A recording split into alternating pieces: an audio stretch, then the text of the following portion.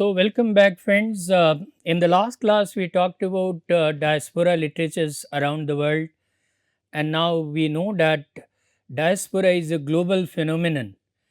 But the focus of this particular course is the fiction of Indian diaspora. So, now we we are going to talk about the Indian diaspora in greater detail.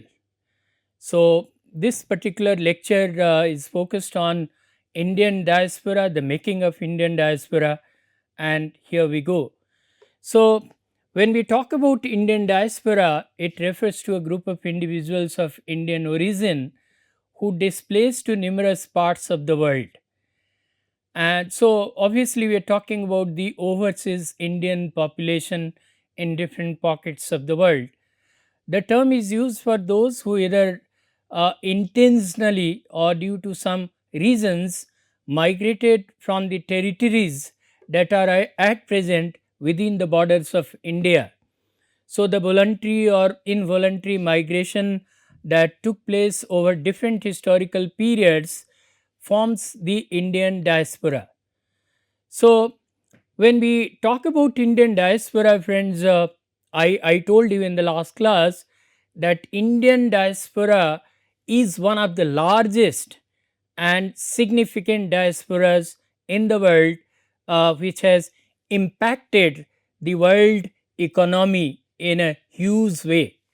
It is a strong worldwide network that has affected the politics, economy, and socio-cultural dimensions of life across the globe.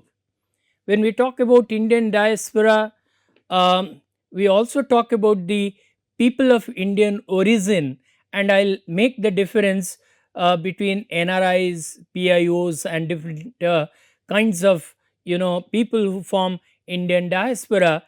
When we talk about Indian diaspora, we find that they are the single largest ethnic community in countries like Fiji, where they have 49% share, Guyana 53% share in the population, Mauritius 74%, Trinidad and Tobago 40%, Suriname 37%, and apart from that, they have a substantial minority presence in several Asian countries like Hong Kong, Malaysia, Indonesia, Singapore, Sri Lanka, and again in South Africa, East Africa's, and they have a significant presence in Australia, Canada, the UK, USA, etc.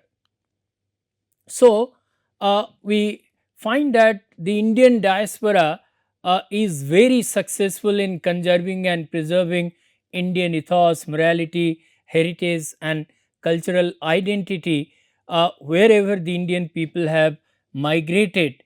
Um, as we all know, India itself is a multicultural society. So, Indian diaspora is also heterogeneous in nature, um, but it has carried with it the same, unity in diversity and the same kind of inclusive approach that governs the lives of Indian people in the country itself. So, the Indian people, wherever they have gone, they have carried the legacy of Indian culture, which believes in plurality of experiences and which believes in inclusivity. Um, this Indian diasporic community is very, very important for the development of our nation, and of late has contributed significantly in building a brand India outside India, because this particular community functions as a soft power that significantly helps India in terms of her image as a rising world power. So, we find Gurudev Rabindranath Tagore, while talking about Indian diaspora, compared it to a banyan tree, and he said, to study a banyan tree, you not only must know its own soil, but also must trace the growth of its greatness in the future soil.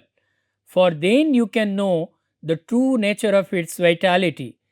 The civilization of India, like the banyan tree, has set its beneficent shade away from its own birthplace.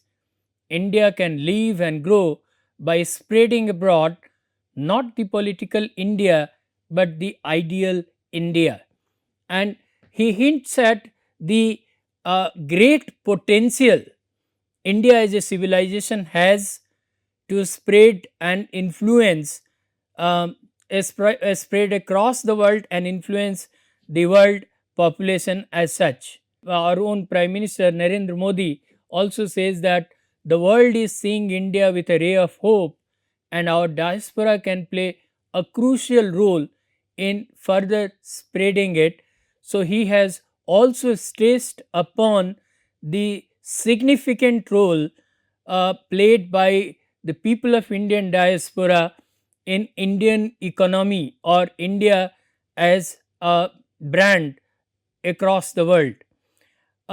He further says we should not view our diaspora only in terms of Sankhya, that is number, but let us see them as Shakti, power. In doing so, we can solve our problem of brain drain by converting it into brain gain. So, Prime Minister also says that this Indian diaspora is not our weakness, rather it is our strength, and it has to be looked at like a quality strength. So, what matters in this case is not the number, but the power that the Indian diaspora has to change the belief of Indian people and the destiny of the nation. So, there are some of the key terms that I propose to talk about, because if we know their technical implications, this will really help us in our further discussion. So, one of the key terms when talking about Indian diaspora is NRI, that is non-resident Indians, and it refers to those who are Indian citizens or persons of Indian origin, but currently not residing in India. They are residing elsewhere, so they are called NRIs or non-resident Indians. In legal terms, anyone can be considered an NRI if they have lived abroad for at least 182 days in the previous year, or if they want to reside abroad for an unknown period of time. So, this term is also used to differentiate the tax status of Indian citizens, because there are different tax slabs for NRIs and the resident Indians. So, non-resident Indians do not have to pay the taxes um, as compared to residents of India, because their rates are different. The government of India welcomes remittances from them, and that is why the tax structure for them is made more conducive. And the second term that I would like to talk about is person of Indian origin, which is PIO. So, according to Ministry of Home Affairs, every person of Indian origin who is a citizen of another country is considered as PIO. So, the people living in Trinidad and Tobago, Suriname, Mauritius, Fiji, Guyana, they are all part of PIO if they have Indian origin.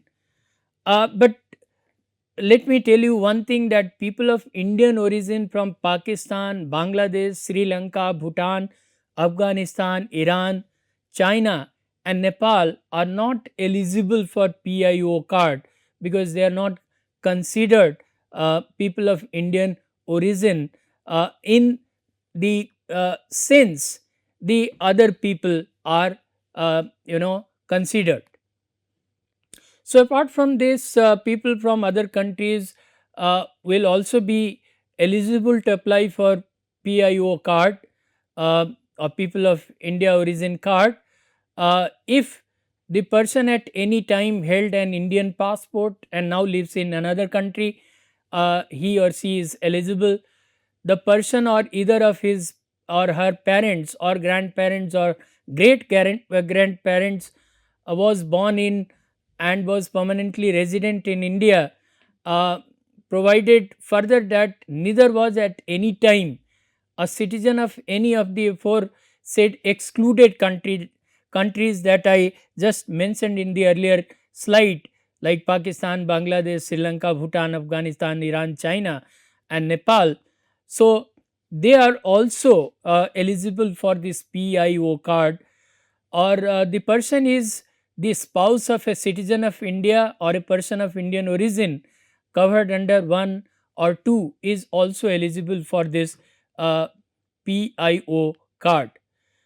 There is another very important term that we got to remember, that is OCI, that is Overseas Citizens of India. It refers to those who are either people of Indian origin or married to Indian citizen or people of Indian origin. So, and these OCI card holders have permanent visa for visiting India. So, that is the benefit extended to these OCIs.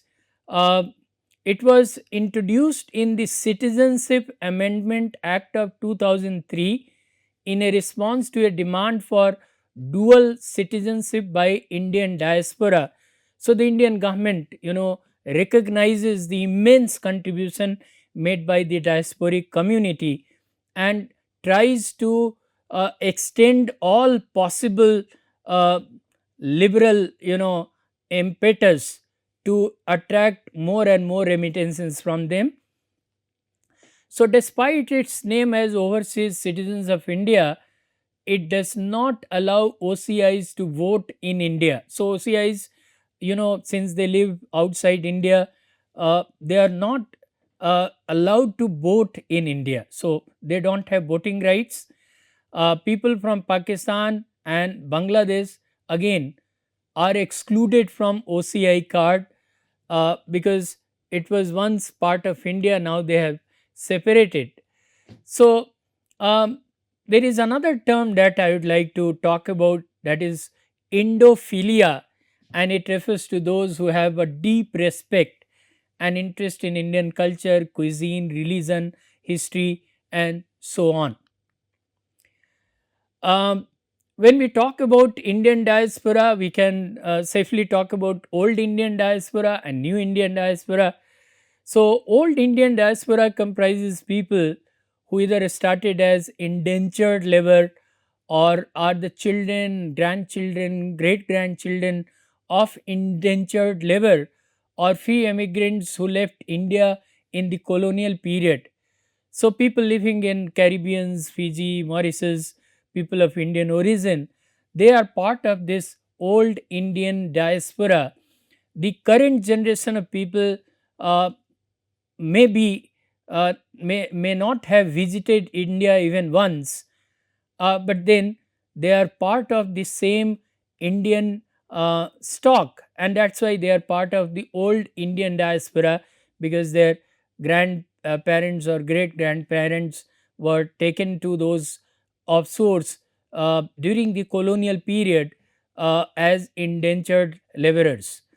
Then there is new Indian diaspora, which comprises people who choose to be a part of the diaspora in search of greener pastures post independence. So, we always talk about the uh, outflow of the white collar professionals like doctors, uh, engineers, health professionals, educationists. Um, they have, by choice migrated from India to other parts of the world where they find better opportunities to grow professionally. So, they are the people who are part of this new Indian diaspora. When we talk about the historical context of Indian diaspora, as I said, the Indian diaspora has been there historically. If we look at that, it has been there since ancient times, and there have been several phases. If we were to talk about those phases of the migration of Indian people to different parts of the country. So, in the first phase, we can talk about people who intentionally migrated to other parts of the world before colonization. Um, as I said earlier, maybe for propagation of their religion, like lot of Buddhist monks traveled to East Asia, to other parts of the world for propagation of the religion. And there are a lot of merchants who, traveled to different parts of the world for trading purposes. um, Even there is an instance to show that in 500 BC, a colony of Indian merchants existed in Memphis, Egypt. So it's an age old phenomenon, there is no doubt about that. So the first phase might consist of those people who migrated during the ancient times. The second phase may be considered during the colonial period, when the Britishers, you know, uh, took Indians as indentured laborers to uh, Africa, to Oceania, to Caribbean countries and other places. The third phase might be the phase in which the people were, displaced because of partition. So there were people who, were seeking safe haven, and that's why they migrated from one part of the country to the other, proposed Pakistan. Or many people left both these countries and went abroad in search of safe living, because they neither belong to the Sikh community or Hindu or Muslim community. So they were vulnerable population, and that's why. And not only that, when India gained freedom, then a sizable Anglo-Indian population was living in India at that point in time, fearing their persecution or attack because of their religious faith. Um, they also flew from India initially to UK, but when UK stopped taking them, they migrated to Australia and other parts of the world. When we talk about the fourth phase, it might refer to twice migrants or second or third time migrants. They are the people who migrated to some country, and then later on they made a move from that country to another country as well. So a lot of people from Kenya and other East Africas moved to UK and US or Canada at that point in time. So and so some Indians first migrated to Suriname or Kenya, uh, to Ethiopia, Nigeria, and then they settled in Netherlands or Canada or UK. So Indian diaspora is from South Africa. Africa also settled in UK, US, and Canada. So this may be considered the fourth phase. And then we can talk about the contemporary phase of migrations, where, as I mentioned, the job seekers, voluntarily migrated from India to USA, UK, Canada, other parts of Europe or Middle East. And this phenomenon continues to be there, and we can find large number of people migrating from India to other parts of the world almost on a daily basis, because they believe there are better job opportunities, better economic prospects, better living standards, and these people continue to migrate to those parts of the world. There are some other factors also that have shaped Indian diaspora. like the discovery of petroleum and oil in Saudi Arabia, UAE, Oman, Kuwait, Qatar, Bahrain.